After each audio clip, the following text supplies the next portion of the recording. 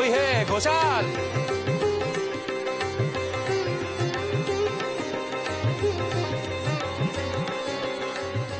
আরে বলরাম, এসো এসো এসো। এই দুলু, এদিকে গায়ে হলুদের কি অবস্থা? বলরাম এসো, এসো বলরাম, বসো। আরে না না, বসার সময় নেই, বলছি যে গায়ে হলুদের হলুদ আর তেলটা। ও হলুদ, এই মালতী তেল হলুদটা দিয়ে দে মা। যা যা। তা বলরাম, হ্যাঁ ওদিকে সব প্রস্তুত তো? হ্যাঁ, ওইদিকের প্রস্তুতি জোর কদমে চলছে, সবাই খুব খুশি। জানো রাম, মেয়েটা যেন নতুন করে জীবন ফিরে পেল। সবই ঠাকুরের আশীর্বাদ গো বলরাম। যা বলেছো। দাও দাও। বেনি চল আমরা একটু হলুদ খেলি। না আমি হলুদ খেলবো না। বেনি চল চল চল চল চল। দাঁড়াও,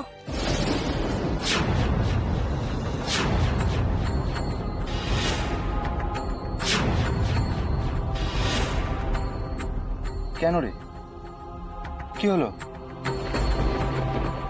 শোনো বেনি, আয় আমার সাথে। আবার কোথায়? আয় না বলছি।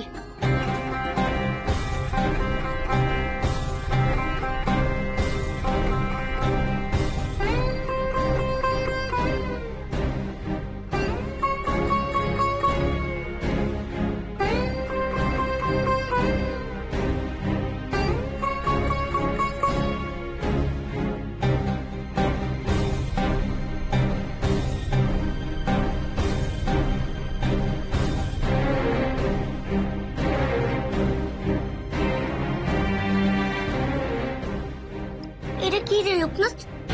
এটা এটা হলো যজ্ঞের ভস্য। বাইরে গিয়ে সবার আগে এই ভস্য বাড়ির চারপাশে ছড়িয়ে দিবি। বাড়িটা ভালো করে বেঁধে ফেলবি। মনে থাকবে তো? হ্যাঁ মনে থাকবে। কিন্তু কেন বলতো? উফ বেনি, তুই না কথায় কথায় আজকাল বড্ড প্রশ্ন করিস। যা বলছি সেটা মন দিয়ে কর। জমিদার বাড়িতে বিয়ের মণ্ডপের চারপাশে ওই ভস্য ছড়াতে হবে, মনে রাখিস। এখন চল।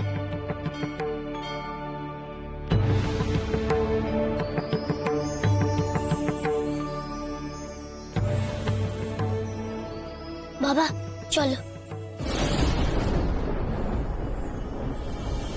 বেনি, তোর হাতে এটা কি?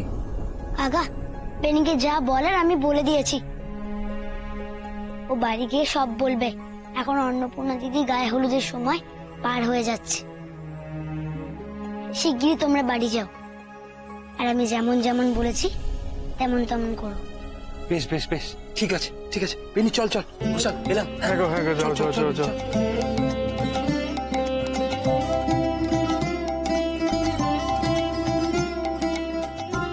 ওদের দেখো ঠাকুর, ছেলে মেয়েগুলোকে তুমি রক্ষা করো। দেখো যাতে সুন্দরভাবে ওদের বিয়েটা সম্পন্ন হয়।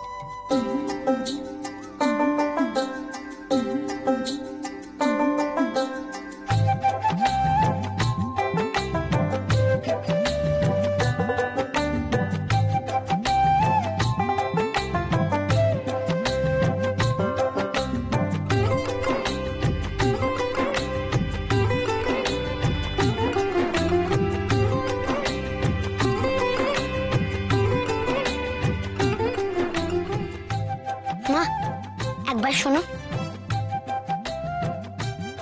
কি হয়েছে রে লোকনাথ?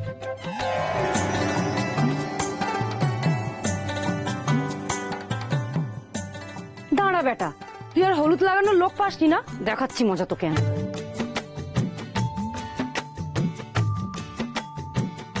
কই গো সাবিত্রী, সব গেলে কই তোমরা? গিন্নিমা আসুন আসুন। সব ঠিকঠাক আছে তো? আপনি তো আমাদের কোনো কিছুরই অভাব রাখেননি মা, সবই তো হাতের সামনে পেয়ে যাচ্ছি, তাহলে আর আমাদের চিন্তা কোথায়? বৌঠান, বৌঠান, গিন্নিমা। ও মা, কি সৌভাগ্য আমাদের! গিন্নিমা, অন্না এদিকে দেখে যা কারা এসেছেন। গিন্নিমা বসো না, আসুন আসুন আসুন আসুন আসুন। কাজকর্ম সব ঠিকঠাক এগোচ্ছে তো সাবিত্রী? ওর ওর বাবা তো বেনিকে নিয়ে ছেলের বাড়ি গিয়েছেন, গাঁয়ের হলুদ কানা আনতে হবে না? তা অনেকক্ষণ হলো গেছে, মানে এতক্ষণে এসে যাবার কথা আর কি। অন্ন অন্ন, একটা নতুন শাড়ি পরে এদিকে আয়। এসে গিয়েছে। আয়।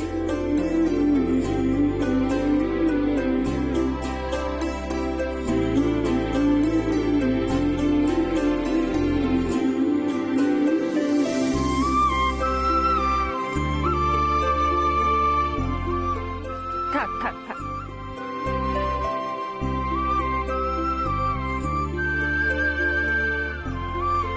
ওই গো, এসো তোমরা। দেখো তো সাবিত্রী, হলুদ তত্ত্বের শাড়ি, দেখো তোমার পছন্দ হলো কিনা। দেখো আমাদের কনের শাড়ি, এই শাড়িটা গায়ে হলুদ উঠলে পরবে কেমন, আর এইটা স্নান করার পর পরবে। আর এই দেখো, এটা তোমার শাড়ি। আমার হ্যাঁ, মা কি সুন্দর সুন্দর শাড়ি এনেছেন। আর এইটা কনের মা তো এখানে নেই, তুমি দিয়ে দিও। আচ্ছা, আর অন্যর বেনারসি তো আমাদের বাড়িতেই রাখা আছে, ও তো ওখানেই যাবে, তাই। খুব ভালো হয়েছে, জমিদার মশাই গিন্নি মায়ের কত বড় মন। কই দেখি দেখি, কি দামি শাড়ি, আমাদের অন্যকে খুব ভালো মানাবে। খেয়ে দিয়ে কাজ নেই, এত পয়সা খরচ করে ভূত গেলানোর দরকার পড়লো। আমাদের কিছু দরকার হলে বলে কোষাগারে পয়সা নেই, নবাবের খাজনা দেওয়ার সময় কত ফন্দি ফিকির, আর এখন এইসব পয়সা আসছে কোথা থেকে শুনি? বুঝি না বাবু, সব ওই প্রজাদের কাছে নাম কেনার ফিকির। ও মা, তোমরা দাঁড়িয়ে রইলে কেন, নে চলো, শাড়ি কেন পরাতে হবে না। বসুন গিন্নি। গিন্নিমা, আপনারা বসুন, আমি একটু। হ্যাঁ হ্যাঁ, ঠাকুরমশাই আসুন। কি গো ঠাকুরজি, বসো। কি এত ভাবছো বলো তো? ওই দেখো, সাত সকালে ঘুম পেয়ে গেল নাকি গো তোমার? সাত সকাল সকাল তুমি যে কি বলো না বড় বৌদি, আমি তো সেই সারা রাত জেগে গো, রাত থেকে জেগে আছি। রাত থেকে জেগে আছো মানে? কি করছিলে রাতে উঠে? আমি তো দেখলাম তুমি সকালেই উঠলে।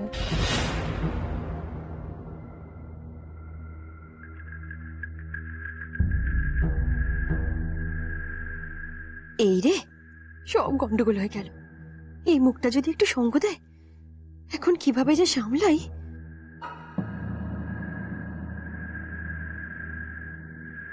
কি হলো ঠাকুরজি? কিছু হয়নি তো?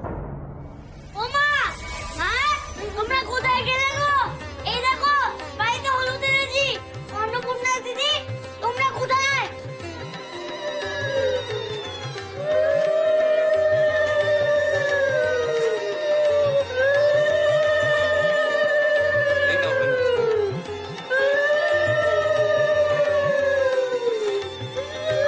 এইখানে দাঁড়িয়ে দাঁড়িয়ে কি করছো বলো দেখিনি? যাও, সময় চলে যাচ্ছে, মেয়েটাকে শাড়ি কেন পরিয়ে আন।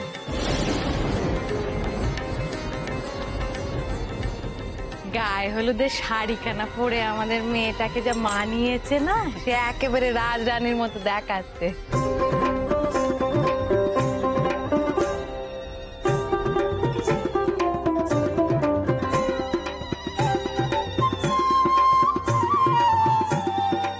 চলে এসেছে।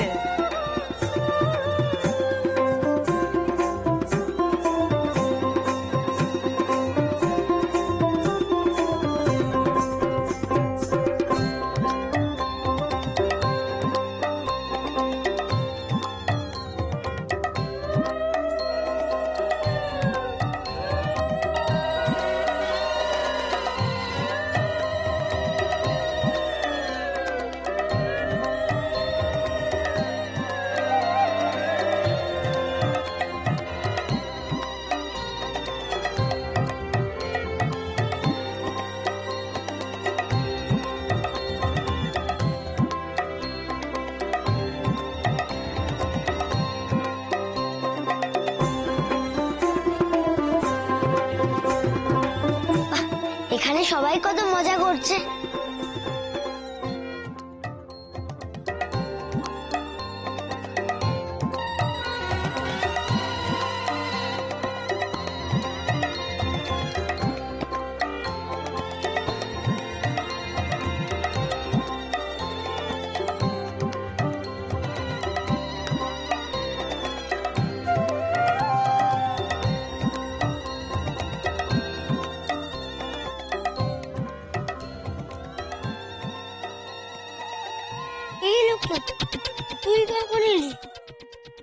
একা একা দাঁড়িয়ে আছিস কেন? চল আমার সাথে আয়।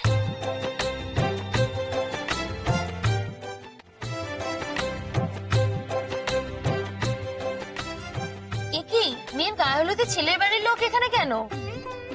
দেখ, ওসব আমি কিছু বুঝি না বাপু।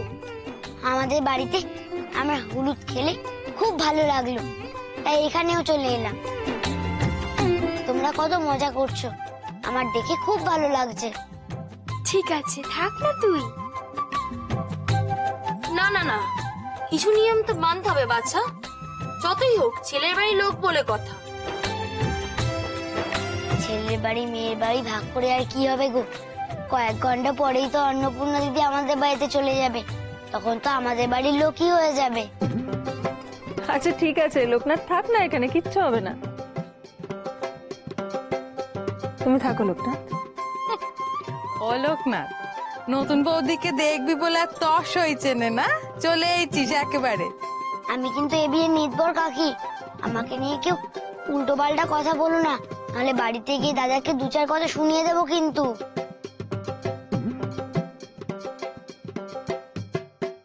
এই যে নিতবর, আমাদের এই তিন কনেকে দেখেছিস? জানিস তো পরে নিতবর আর নিতকনের বিয়ে হওয়ার সম্ভাবনা আছে। যা, তা আবার হয় নাকি? হ্যাঁ রে সত্যি, তোর মাকে গিয়ে জিজ্ঞাসা করিস। এসব কথা তো মা আগে বলেনি আমাকে। কেন বলেনি? এমন জানলে এখানে আসতামই না। ঠিক আছে, এক্ষুনি মায়ের কাছে গিয়ে জিজ্ঞেস করি। আমি আসি গো কাকি। লোকনাথ দাঁড়া, যাসনি, দাঁড়া দাঁড়া।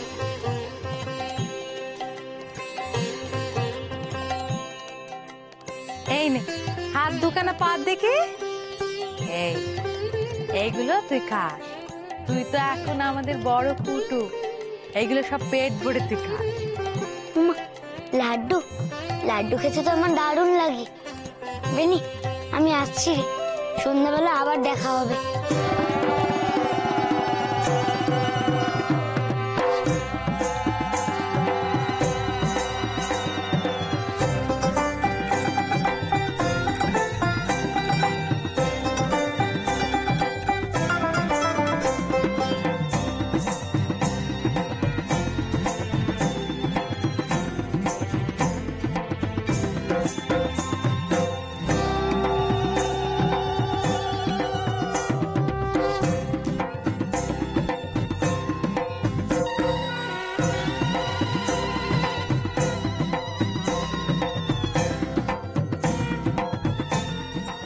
ওকে ঘরে নিয়ে যাও, ঠান্ডা লেগে যাবে, ঘরে নিয়ে যাও, যাও।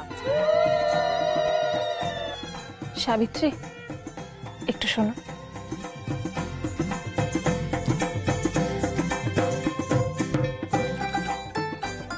হ্যাঁ গিন্নিমা, আমরা এবার আসি। মা সে কি কথা, আপনি তো জল মিষ্টি কিচ্ছুটি মুখে দিলেন না। না ভাই, ওদিকেও অনেক কাজ পড়ে আছে, ওগুলো গিয়ে সামলাই। আচ্ছা শোনো, আমি গিয়েই পালকি পাঠিয়ে দিচ্ছি, কেমন? তোমরা তাড়াতাড়ি চলে এসো। অন্য আমরা আসি, শিগগির আমাদের বাড়ি চলে এসো, ওখানেও আমরা খুব আনন্দ করব, কেমন? আসছি।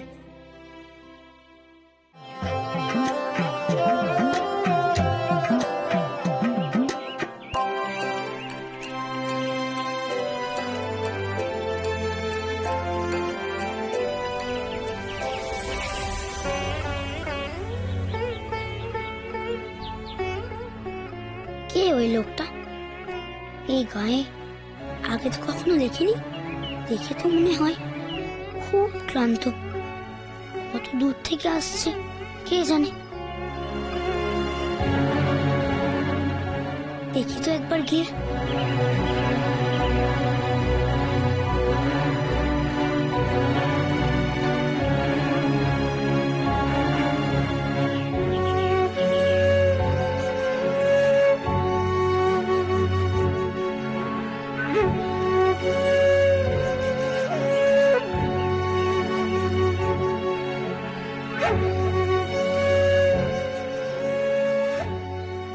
মুখে চোখে জল দিয়ে এখন বেশ ভালো লাগছে।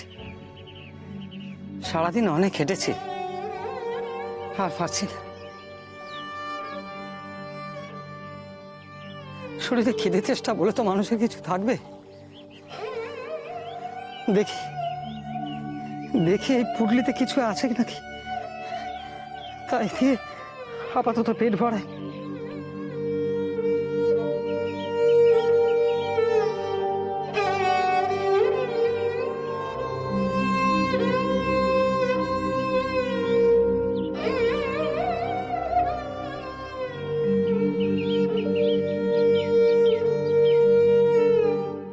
শুধু খই,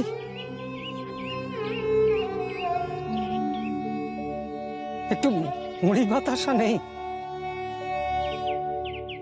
পুকুরিতে তো একটু গুড় ছিল, দেখি তো।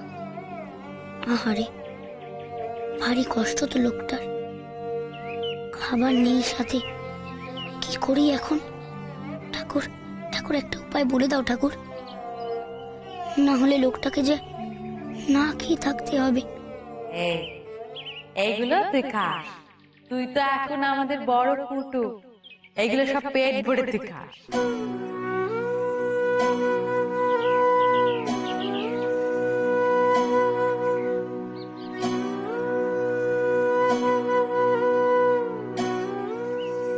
পেয়েছি, সাবিত্রী কাকির দেওয়া এই লাড্ডুগুলো ওনাকে দিলে একটু ওনার পেট ভরতে পারে।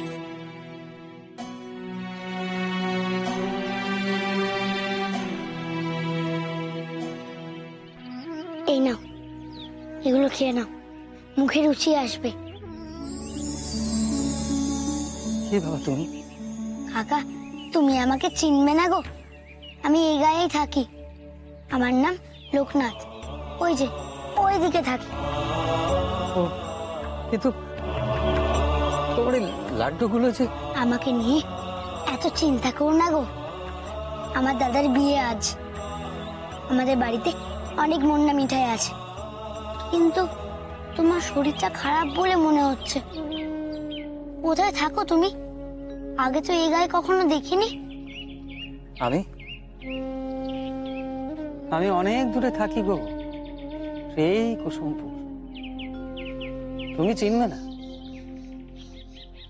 লেখাপড়া জানা সত্ত্বেও ভাগ্যের দোষে আজ আমার এই অবস্থা। কাজকর্ম খুঁজতে চেষ্টা করছি, কোথাও পাচ্ছি না। দেখি কোথাও পাই কি। বুঝছি, আগে এগুলো তুমি খেয়ে নাও, তারপরে তোমার গল্প শুনবো। এ তো আমার ভারী অবাক লাগছে গো, তুমি একজন অচেনা অচেনা মানুষকে এইভাবে এইভাবে যত্নার্থী করছো। এই বয়সে তোমার এত দয়া, অথচ দেখো বাবা মহাদেবকে কত ডাকি, কিন্তু আমার প্রতি তিনি একটুও দয়া দেখান না। বাড়িতে বাড়িতে বউ আছে, বাচ্চা আছে, বৃদ্ধ বাবা মা আছে, কিন্তু আমি সংসারে তাদের প্রতি কোনো কর্তব্যই করতে পারিনি। আজ ঠাকুরের একই কৃপা হলো যে আমার মুখে খাবার তুলে দিলেন। কাকা, তুমি কেঁদো না গো, ঈশ্বরকে বোঝা এত কি সহজ?